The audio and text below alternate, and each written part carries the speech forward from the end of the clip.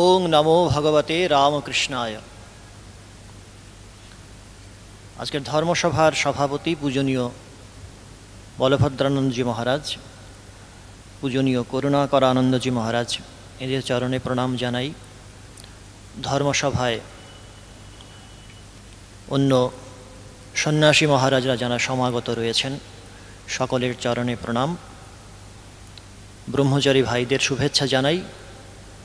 আর আন্তর্জালিক মাধ্যমে যারা আমাদের সঙ্গে সংযুক্ত হয়ে রয়েছেন রামকৃষ্ণ বিবেকানন্দ ভাবানুরাগীরা, তাঁদেরও শ্রদ্ধা ও নমস্কার জানাই। মঠে শ্রীরামকৃষ্ণ উপাসনালয়ে স্বামীজির উৎসব এর আগে শেষ কখন আয়োজিত হয়েছে, এ প্রশ্নের উত্তরের সন্ধান দিতে পারেন ইতিহাসবেত্তারা। কিন্তু যে কথাটি অনস্বীকার্য তা হচ্ছে এই যে করোনা অতিমারি পর্বে আয়োজিত এই ধর্মসভার আবহে শ্রীরামকৃষ্ণ ও তাঁর পার্শ্বদের স্মৃতিধন্য প্রার্থনা গৃহের বিশুদ্ধ তন্মাত্রা সংযোজিত করেছে এক অনন্য মাত্রা। সাধু, ব্রহ্মচারী ও ভক্তদের সম্মিলিত প্রার্থনা তরঙ্গে স্বামীজির মরজীবনের অমর লীলা কাহিনী যেন জীবন্ত ভাস্বর হয়ে উঠছে। আসলে প্রার্থনা আর বিবেকানন্দ জীবন জড়িয়ে আছে ওতপ্রোতভাবে। অনন্তের অন্য নাম যদি হয় বিবেকানন্দ, তবে তাতে প্রার্থনার পরিসরও অন্তহীন। নিবেদিতাকে স্বামীজি বলেছিলেন, শ্রীরামকৃষ্ণ বাইরে থেকে শুধু ভক্তিময় মনে হলেও প্রকৃতপক্ষে ছিলেন পূর্ণ জ্ঞানময়। শ্রীরামকৃষ্ণ স্তোত্রেও স্বামীজি লিখছেন, ভক্ত্যা জ্ঞানম বৃতবরবপু। তেমনি নিজের সম্পর্কে বলছেন, তিনি নিজে বাহ্যত কেবল জ্ঞানময় বলে মনে হলেও অন্তর তাঁর পূর্ণ হয়ে আছে ভক্তিতে। দেবমানব বিবেকানন্দের অলোক সামান্য জীবন যেন বিরামহীন প্রার্থনারই এক চলমান চিত্র সংকলন। এক দিব্য প্রার্থনা দিয়ে রচিত হয়েছিল নতুন যুগের মহাকাব্য সঙ্গীতের উপক্রমণিকা। ফিরে যাই শ্রীরামকৃষ্ণের বর্ণনায়, এইমাত্র আমরা গানটিতেও শুনলাম তার আখ্যায়িকা। মনের ওপারের দেশে অখণ্ডের ঘর, দেবমানব গন্ধর্ব কারো প্রবেশাধিকার নেই সেখানে। তার সমরস জ্যোতির্মণ্ডলের একাংশ জমাট বেঁধে রূপ নিল এক দিব্য শিশুর। শিশু দেখতে পেলেন 7 মহর্ষিকে, সমাধিতে বুঁদ হয়ে আছেন তারা। অনুপম মমতায় তাঁদেরই একজনার গলা জড়িয়ে ধরে দিব্য বালক বললেন, আমি যাচ্ছি, তোমাকেও যেতে হবে আমার সঙ্গে। প্রেমডোরে বাঁধা পড়লেন ধ্যানোত্থিত ঋষি, সম্মতি জানালেন সস্মিত বদনে। কাম কাঞ্চন অবিদ্যার ভীষণ ব্যাধিতে প্রপীড়িতা পৃথিবীর দুঃখভার মোচনে প্রতিশ্রুত হলেন তিনি। ঋষি রূপধারী স্বামী বিবেকানন্দের মানুষী লীলার প্রেক্ষাপট নিহিত আছে দিব্য বালক বেশধারী শ্রীরামকৃষ্ণের এই দৈবী প্রার্থনায়। অন্যভাবে বলতে গেলে নিত্য আর লীলাভূমির মাঝে প্রার্থনা নির্মাণ করেছে এক বিচিত্র মেলবন্ধন। নরেন্দ্রের প্রথম দর্শনের পর ঠাকুর ক্রমান্বয়ে 6 মাস ধরে ডাক ছেড়ে কেঁদেছেন, ওরে তুই আয় রে, তোকে না দেখে আর থাকতে পারছি না। নাটকীয় ঘটনামালা থেমে থাকেনি সেখানে। জগজ্জননীর ভাবন্মত্ত সন্তান পরাণ বন্ধুর দর্শনে উদ্বেলিত হয়ে মায়ের কাছে করেছেন এক অদ্ভুত আবদার, মা ওর ভেতর একটু মায়া প্রবেশ করিয়ে দে। অতিশয়োক্তি হবে না যদি বলা যায় যে স্বামীজির জীবনের উত্তরকাণ্ড, তাঁর সংঘ প্রতিষ্ঠা, ভাবপ্রচার, সেবাযজ্ঞের প্রবর্তন, এ বিরাট কর্মসূত্রের মূলে নিহিত ছিল এই বিচিত্র প্রার্থনা। শ্রীগুরুর এবং সেই সঙ্গে অবশ্যই গর্ভধারিণীর প্রার্থনার বলে তাঁর অবতরণ। শ্রীগুরুর প্রার্থনার শক্তিতেই তাঁর মানবলীলা সংঘটন ও সংবরণ। স্বামী বিবেকানন্দের জীবনের পর্বে পর্বান্তরে প্রার্থনার মন্ত্র অনুরণিত হয়েছে বিরামবিহীন। সেই মন্ত্রের উচ্চারণ লোকহিতায় জগদ্ধিতায় আমরা কান পেতে শুনি, আর মনে হয় এ আমাদেরই প্রাণের আকুতি। বালক নরেন্দ্রনাথের ঐকান্তিক নিবেদনের চিত্র বিধৃত আছে লীলা প্রসঙ্গের পাতায় পাতায়। কথক ঠাকুরের বর্ণনা শুনে কদলী বনে গিয়ে মহাবীরের দর্শন লালসে প্রাণ উজাড় করা প্রার্থনায়, নিত্য আরাধিত রাম সীতার বিগ্রহের সঙ্গে আসন্ন বিচ্ছেদের কল্পনায় অবিরল অশ্রুমোচনে প্রতিভাসিত হয়েছে তার কয়েকটি রূপচিত্র। হৃদয়ে এই শুদ্ধ পবিত্র ভাব লালন করেই 1881 খ্রিস্টাব্দের এক মাহেন্দ্র লগ্নে দক্ষিণেশ্বরে ঠাকুরের কাছে এসে পৌঁছেছেন নরেন। সত্য দ্রষ্টার কাছে এসেছেন সত্য সন্ধ। সঙ্গীত সেখানে রচনা করেছে সেতুবন্ধ। কথামৃতকারের বর্ণনায় নরেন্দ্র সে পবিত্র মিলন মুহূর্তে গেয়েছিলেন মন চলো নিজ নিকেতনে এবং যাবে কি হে দিন আমার বিফলে চলিয়ে। লক্ষণীয়, প্রচলিত ব্রাহ্ম উপাসনা সঙ্গীতগুলির মাঝে এ দুটি গান একটু ব্যতিক্রমী। ঈশ্বরের ঐশ্বর্যের বর্ণনা নেই গান দুটিতে, আছে চরম বৈরাগ্যের অভয় মন্ত্র। শ্রীরামকৃষ্ণের সান্নিধ্য লাভের প্রাক্কালে কেমন ছিল নরেন্দ্রনাথের মনের অবস্থা? লীলা প্রসঙ্গকার বলছেন, নরেন্দ্রের জিজ্ঞাসু মন নিয়ত পরিবর্তনশীল জগতে স্থির অবলম্বন হিসেবে খুঁজে পেতে চাইছিল এক নিত্য পুরুষকে, কিন্তু প্রচলিত ধর্মমতগুলিতে নিজের জীবন জিজ্ঞাসার উত্তর খুঁজে পাচ্ছিল না। শ্রীরামকৃষ্ণের সংস্পর্শে এসে নরেন্দ্র প্রশ্নের স্পষ্ট ইতিবাচক উত্তর পেলেন, আর তাঁর পাশ্চাত্য জ্ঞানের ভিতটি নড়তে শুরু করল অতীন্দ্রিয় অনুভবের শক্তিতে। কিন্তু আশ্চর্যের বিষয়, ঠাকুর কখনো তাঁর স্বভাবজ বিচার প্রবণতা ও অনুসন্ধিৎসাকে বর্জন করতে আদেশ করেননি, শুধু এক জগৎ নিয়ন্তা পুরুষের কাছে ব্যাকুল প্রার্থনায় তাকে উৎসাহিত করেছেন। অভিনব সে প্রার্থনার ভাষা, হে ঈশ্বর, তুমি কেমন তা জানি না, তুমি যেমন তেমনিভাবে আমায় দেখা দাও। উত্তরকালে বিবেকানন্দ মুখে বহু নন্দিত নাসদীয় সূক্তের শেষ পংক্তিটি এখানে আমাদের দৃষ্টি আকর্ষণ করে। यो अस्याध्यक्षः परमे व्योमन सो অঙ্গবেদ यदि वा न वेद। যিনি এই জগতের অধ্যক্ষ রূপে প্রসিদ্ধ, তিনি যদি বা একে অর্থাৎ তত্ত্বকে জানেন অথবা জানেন না। পুরুষ সূক্তের মন্ত্রদর্শীর ভাষায় ত্রিপাদস্যামৃতং দিবি। যুগঋষি বিবেকানন্দ সত্যাশ্রয়ী বিবেকানন্দের প্রার্থনা বাক্যে মিলে যায় শাস্ত্রের সিদ্ধান্ত বাক্য। অধ্যাত্ম পিপাসু নরেন্দ্রনাথ নবলব্ধ মন্ত্রকে সম্বল করে ডুব দিয়েছেন অন্তরের গহনতম দেশে। বলেছেন, হে ঈশ্বর, তুমি তোমার সত্যস্বরূপ দর্শনের আমাকে অধিকারী করো। নূতন ধর্ম, নূতন বেদ, এর পাশাপাশি জন্ম নিয়েছে নূতন জিজ্ঞাসা।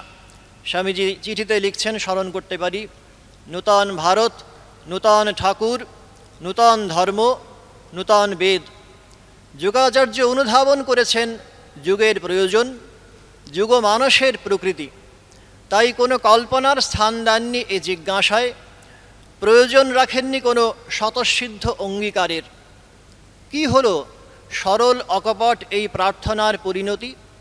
লীলা প্রসঙ্গকার জানিয়েছেন, আকস্মিক অপ্রত্যাশিতভাবে একদিন নরেন্দ্রের দৃষ্টিগোচর হয়েছিলেন তথাগত বুদ্ধ, অবিচল সত্যের প্রতিমা। কিন্তু বিধাতার ইচ্ছে নয়, নরেন্দ্রের জীবনতরী দক্ষিণা বায়ুতে সরল রৈখিক গতিতে এগিয়ে চলে। অকাল পিতৃবিয়োগের পর দারুণ সাংসারিক সংকটের সম্মুখীন হলেন। পরিণামে দয়াময় ঈশ্বরের অস্তিত্বে সংশয়, অনন্যপায় হয়ে অন্তিম লগ্নে শ্রীরামকৃষ্ণ চরণে নিবেদন, মা ভাইদের আর্থিক কষ্ট নিবারণের জন্য আপনাকে মাকে বলতে হবে। কিন্তু তা তো হবার নয়। ঠাকুরের আর্জি, নরেন্দ্র নিজেই যেন মুখ ফুটে বলেন মাকে। তারপরের ঘটনা ইতিহাস।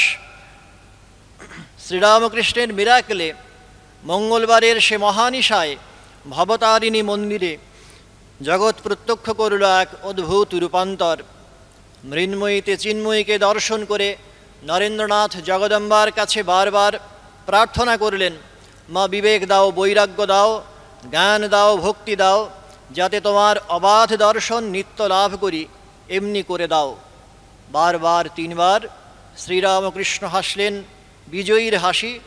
সব হারিয়ে সব পেয়েছে তার সাধের লরেন। বলা বাহুল্য, এ ঘটনা শুধুমাত্র নরেন্দ্রনাথের জীবনের প্রেক্ষাপটে নয়, বরং সমকালের ও ভাবিকালের ইতিহাসে এক বিপুল বার্তাবাহী। শিষ্য শরৎ চক্রবর্তীকে ধরিয়ে দিয়েছেন যোগানন্দজি। নরেনের মাঝে ঋষির বেদজ্ঞান, শঙ্করের ত্যাগ, বুদ্ধের হৃদয়, শুকদেবের মায়ারাহিত্য ও ব্রহ্মজ্ঞানের পূর্ণ বিকাশ একসঙ্গে রয়েছে। জ্ঞান, ভক্তি, বিবেক, বৈরাগ্য সবই তাঁর অন্তরে ছিল বলেই চাইতে পারলেন, বাহির হয়ে এসো তুমি যে আছো অন্তরে। ধর্মের সংজ্ঞায় যিনি পরবর্তীকালে বলবেন, religion is the manifestation of the divinity already in man, তিনি তো সত্তার বহির্মুখীন অস্তিত্বে বিশ্বাসী হতে পারেন না। যদি অন্তরে পেতেন না সম্পদ, চাইতেও পারতেন না নিশ্চিত। বাইরে কারো কাছে হাত পাতার অর্থ ভিক্ষাবৃত্তি নয়তো দোকানদারি, দুটি যে নরেন্দ্রের স্বভাব বিরুদ্ধ। তবু তো চাইতে হবে বিশ্ব মানবের জন্য, যাদের দিকে তাকিয়ে কবি আক্ষেপ করে গিয়েছিলেন, এরা চাহিতে জানে না দয়াময়। জীবনে চাওয়া পাওয়ার অঙ্ক আমাদের মেলে না কোনো দিন। হয়তোবা এই কারণেই মেলে না যে আমরা চাইতে শিখিনি আদৌ। যাহা চাই তাহা ভুল করে চাই, যাহা পাই তাহা চাই না। ভগবান এলেন এ যুগে, দেখালেন চাইতে শিখতে হয়। অন্তরঙ্গদের সঙ্গে দেখা হলেই ঠাকুর জিজ্ঞেস করতেন, তুই কি চাস? উত্তর দিলেন লোকশিক্ষক। মৃন্ময়ীতে চিন্ময়ী দর্শন করে জগৎ ভুল হলো, জগৎ বুদ্ধি ফিরে এলো যখন শ্রীরামকৃষ্ণের কাছে চাইলেন মা ভাই বোনেদের মোটা ভাত কাপড়ের জন্য। সম্মতি জানালেন ঠাকুর, হলেন কল্পতরু। হতে পারলেন না কিন্তু কাশীপুরে। নরেন সেখানে চেয়ে বসলেন নির্বিকল্প সমাধি।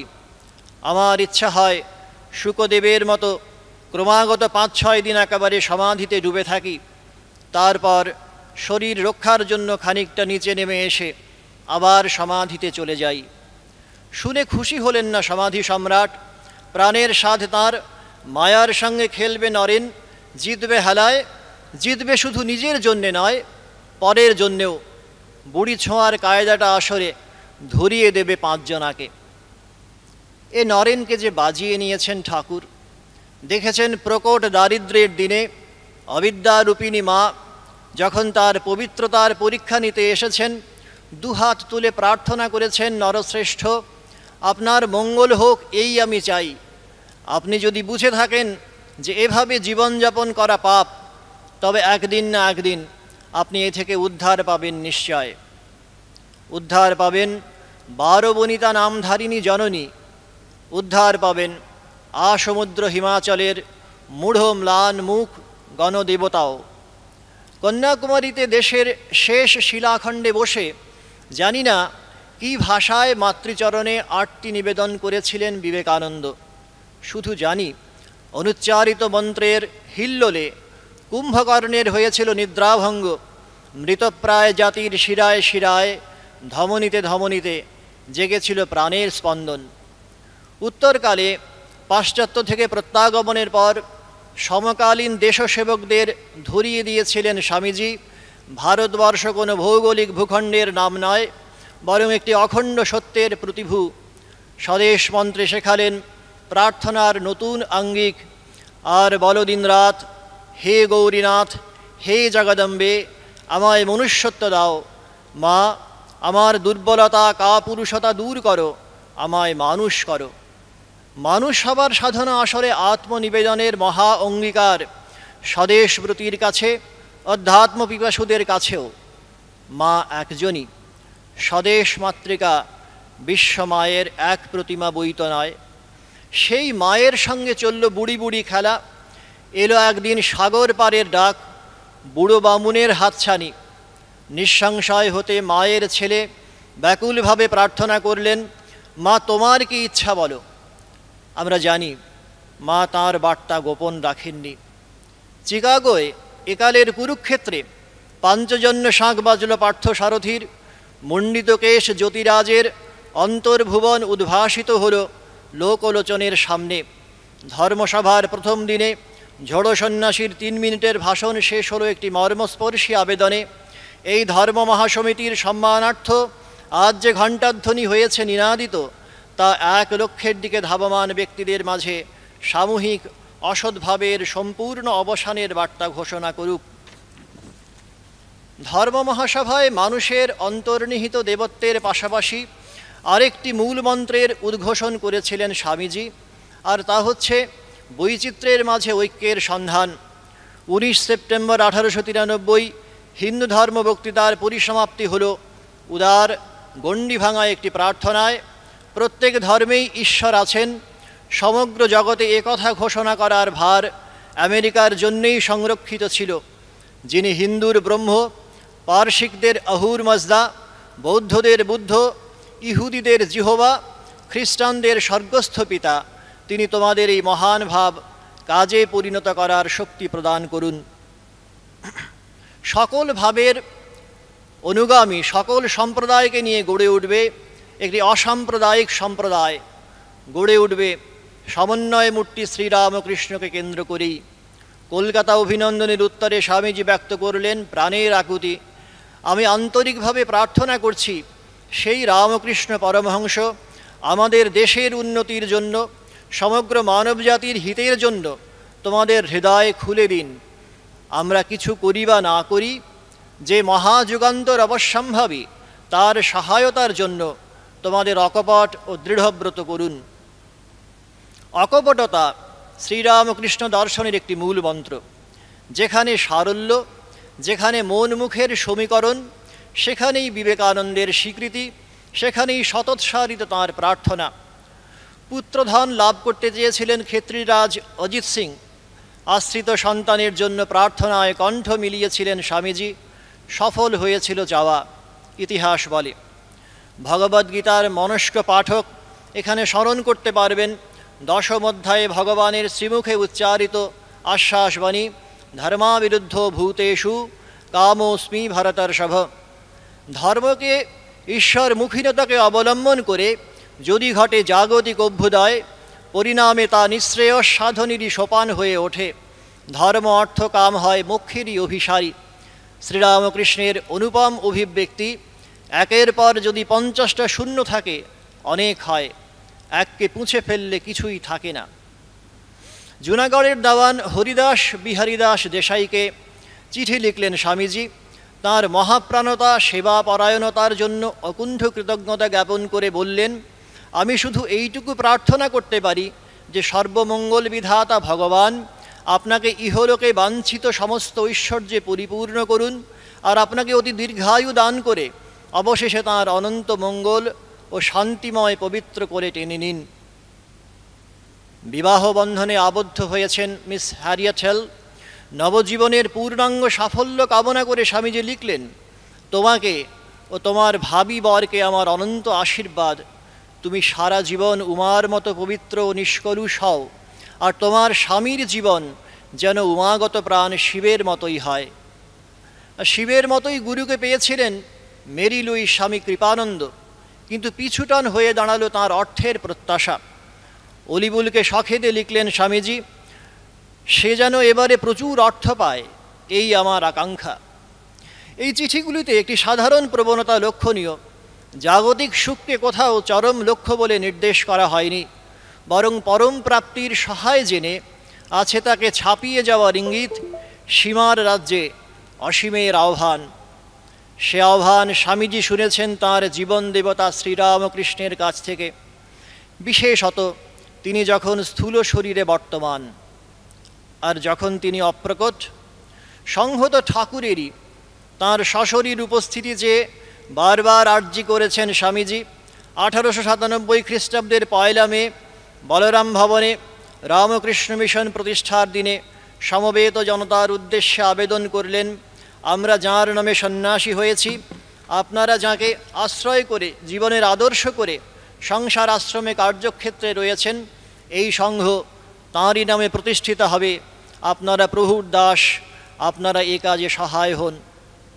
1 ডিসেম্বর 1898 আত্মারাম এসেছেন বেলুড় মঠে।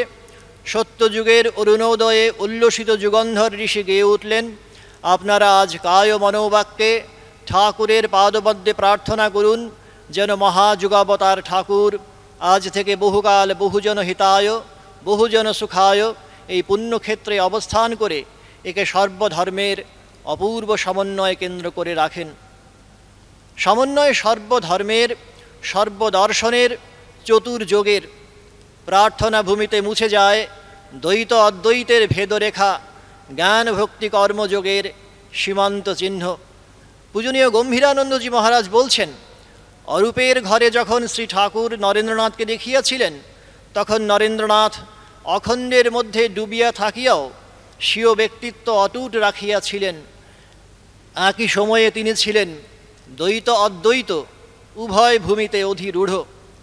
দ্বৈত ভূমিতে অবতীর্ণ হয়ে আপনাতে জীববুদ্ধি আরোপ করে তিনি যখন শ্রীরামকৃষ্ণ আরাত্রিক ভজনে উচ্চারণ করেন দেহ পদে অনুরাগ, তখন উপাসক উপাস্যের মাঝে বিভাজিকা রেখা বিলীয়মান হলেও সুস্পষ্ট। জ্ঞানযোগে কর্মপরিণত বেদান্তে একই বিবেকানন্দ অদ্বৈতকেই পরতত্ত্ব বলে প্রতিষ্ঠা করে উন্মোচিত করেন প্রার্থনার একটি স্বতন্ত্র দিগন্ত। হে সপ্রকাশ জ্যোতির্ময় ওঠো, হে সদা শুদ্ধ স্বরূপ ওঠো, হে অজ অবিনাশী সর্বশক্তিমান ওঠো, আত্মস্বরূপ প্রকাশ করো। তুমি যে সকল ক্ষুদ্রভাবে আবদ্ধ হয়ে আছো তা তোমাতে সাজে না। প্রার্থনায় স্বামীজি দেখেছেন 4 যোগের সমাপতন বিন্দু। জ্ঞান যোগে বিবেকানন্দ প্রার্থনা করেন, আমার কোনো ভয় নেই, মৃত্যুও নেই, আমার জন্ম কখনো হয়নি, মৃত্যুও হবে না। হে দেবাদিদেব, হে পরমেশ্বর, নিজ মহিমা প্রকাশ করো, স্বরাজ্যে প্রতিষ্ঠিত হও। ভক্তিযোগে বিবেকানন্দ প্রার্থনা করেন, আমার এই দেহ তোমার পাদপদ্মে সমর্পণ করলাম, প্রভু তুমি আমায় ত্যাগ করো না। তমেব শরণম মম দীনবন্ধু। রাজযোগী বিবেকানন্দ সাধন প্রারম্ভে প্রার্থনার মন্ত্রে সাধককে প্রণোদিত করেন ভূমা সুখের সন্ধানে। জগতে সকলেই সুখী হোক, সকলেই শান্তি লাভ করুক, সকলেই আনন্দ লাভ করুক। পূবে পশ্চিমে উত্তরে দক্ষিণে সাধককে প্রবাহিত করতে বলেন পবিত্র চিন্তার তরঙ্গমালা। কর্মযোগী বিবেকানন্দ পরার্থপরতাকেই দান করেন সর্বশ্রেষ্ঠ দেবতার আসন। প্রার্থনা করেন চূর্ণ হোক স্বার্থ সাধমান। প্রার্থনার মন্ত্রে মিশে যায় চতুর্যোগের রাগিনী, বাজে মহাসমন্বয়ের সুর। সমন্বয় শুধু ধর্মের বা যোগের নয়, ব্যক্তি চরিত্রেরও। প্রার্থনা হবে সার্বজনীন, সার্বকালিক। সুরহীন মিত্রারি উদাসীন মধ্যস্থ দ্বেষ্য বন্ধু নির্বিশেষে সকলের জন্য খুলে দিতে হবে প্রার্থনার দ্বার। পুত্রশোকে জর্জরিত হয়েছেন দক্ষিণী অনুরাগী বালাজি রাও। জানতে পেরে স্বামীজি শুনিয়েছেন প্রবোধিনী বাণী। চিঠিতে গীতা প্রবক্তা পার্থ সারথীর কণ্ঠই যেন অনুরণিত। ভাই, দিন রাত তাঁর কাছে প্রার্থনা করতে ভুলো না, তোমার ইচ্ছা পূর্ণ হোক। হে প্রেমময় পিতা, তুমি যে একান্ত আত্মসমর্পণ শিক্ষা দিচ্ছ, হৃদয়ের জ্বালা তো তা করতে দিচ্ছে না। প্রভু আপনার হৃদয়ে শান্তি দিন, এই সচ্চিদানন্দের প্রার্থনা। বিবাহ বিচ্ছেদের মুখে দাঁড়িয়ে আছেন ইটি স্টার্ডি। জানতে পেরেছেন স্বামীজি, সমবেদনার অশ্রু বিসর্জন করে বলেছেন, প্রভু বেচারির সহায় হন, তার সকল বন্ধন মোচন করুন। শিকাগো ধর্ম মহাসভার শেষে নেমে এসেছে কুৎসা অপপ্রচারের ঝড়। পুরোভাগে থেকেছেন স্বামীজির এক জাত ভাই। অধ্যাপক রাইটকে লেখা চিঠিতে দারুণ মর্মবেদনার কথা জানালেন স্বামীজি, কিন্তু সঙ্গে সঙ্গে হিত কামনার সুবাস ছড়িয়ে দিতে ভুল করলেন না। প্রার্থনা করি তাঁর যেন চৈতন্য হয়। তিনি বড় ভালো লোক, সারা জীবন অন্যের মঙ্গল করতে চেয়েছেন। জগৎ জুড়ে বিবেকানন্দ দেখেছেন অশিবের বিভৎস প্রকাশ, তবু সত্তার শিবস্বরূপকে তো ভুলে থাকা চলে না। ভালো মন্দ, পাপী পুণ্যবান, সতী অসতীর মাঝে সত্তার গুণগত প্রভেদ তো নেই। আছে শুধু মাত্রার তারতম্য। বিলাসিতার অপবাদ দিয়েছেন স্টার্ডি, ইঙ্গিত দিয়েছেন সরে দাঁড়াবার। অবশ্যম্ভাবী বিচ্ছেদের মুখে দাঁড়িয়ে স্বামীজি লিখলেন, সকল শুভাশিস তোমাদের চিরসাথী হোক, বিবেকানন্দের নিরন্তর এই প্রার্থনা। শুভাশিস চিরসাথী হয়েছে ত্যাগী সন্তান কৃপানন্দ অভয়ানন্দেরও।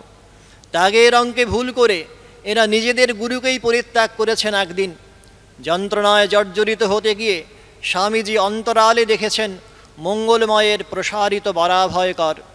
অভয়ানন্দ প্রসঙ্গে অলিবুলকে তাই চিঠিতে লিখলেন, ল্যান্ডসবার্গ বেচারি এই বাড়ি থেকে চলে গিয়েছে, সে যেখানেই যাক ভগবান তার মঙ্গল করুন। আমি জীবনে যে দু চারজন অকপট লোক দেখার সৌভাগ্য লাভ করেছি, সে তাদেরই মধ্যে একজন। অভয়ানন্দ চলে গেলেন, কিন্তু ফেরত পাঠাতে পারলেন না আচার্যের সীমাহীন কল্যাণ কামনা। অলিবুলকে স্বামীজি চিঠিতে লিখলেন, প্রার্থনা করি সকলেই যেন মুক্ত হতে পারে, অর্থাৎ জানতে পারে যে আমরা মুক্ত। লিখলেন, ভগবান সকলের বন্ধন ছিন্ন করে দিন। অমেয় প্রার্থনার বলে যোগীন্দ্র নরেন্দ্রকে ধুলার ধরণীতে ডেকে এনেছিলেন ঠাকুর। মরলীলার অন্তপর্বে নশ্বর জগতের সবই যখন প্রতীত হল মায়াময় অনিত্য বলে, প্রার্থনার সুরটি তখন ধ্রুব সত্য বলে প্রতিভাত হল। ম্যাকলাউডকে স্বামীজি লিখলেন, জীবনের প্রতি আকর্ষণ কোথায় সরে দাঁড়িয়েছে, রয়েছে কেবল তার স্থলে প্রভুর সেই মধুর গম্ভীর আহ্বান, যাই প্রভু যাই। যে দিব্য বালকের কিন্নর বিনিন্দিত কণ্ঠের প্রার্থনা সুরে ধরাধামে অবতীর্ণ হয়েছিলেন নরঋষি, তাঁর ডাকই যেন ফিরে এলো বৃত্তের সম্পূর্ণতা বিধানের জন্য। শ্রীগুরু একদিন আক্ষেপ প্রকাশ করে বলেছিলেন, তুই শুধু নিজের মুক্তি চাস। মায়ের কাজ নিষ্পন্ন হলো। উত্তর দিলেন ঠাকুরের নরেন, মুক্তি প্রার্থনা করলেন জগতের সকলের জন্য। কতখানি আন্তরিক ছিল এই প্রার্থনা। একটি ঘটনা স্মরণ করি। কাশীপুরে শ্রীরামকৃষ্ণের সহচর প্রতাপচন্দ্র হাজরাকে কৃপা করার জন্য ঠাকুরকে করজোড়ে সবিশেষ আবেদন জানিয়েছিলেন নরেন্দ্র। ঠাকুর প্রথমে সম্মত হননি। নরেন্দ্র দম্বার পাত্র নন। শেষমেশ বাক্যবদ্ধ হতে হয়েছিল শ্রীরামকৃষ্ণকে, তার এখনও সময় হয়নি, মৃত্যু মুখে হবে। শিষ্য শরৎ চক্রবর্তীকে স্বামীজি বললেন, সমষ্টির মুক্তি ছাড়া বেষ্টির মুক্তি নেই। শাশ্বতী প্রার্থনায় মিলে গেল আত্মমুক্তি, জগতের হিত। শিষ্য হরিপদ মিত্র আশ্চর্য হলেন, একই বস্তুতে দুই বিপরীত ধর্মের একত্র অবস্থান সম্ভব? স্বামীজি বললেন, সম্ভব। যেমন ঘূর্ণায়মান বস্তুতে মিলেমিশে থাকে অভিকেন্দ্র আর অপকেন্দ্র বল। আত্মমুক্তি, জগৎ হিত, দুয়ে এক, একে দুই। কাকো নিন্দো কাকো বন্দো, দোনো পাল্লা ভারী। প্রার্থনা পুরুষ মহাসমন্বয়াচার্য বিবেকানন্দকে আজ আমাদের আভূমি প্রণতি। ওং শান্তি শান্তি শান্তি। হরি ওং তৎসৎ।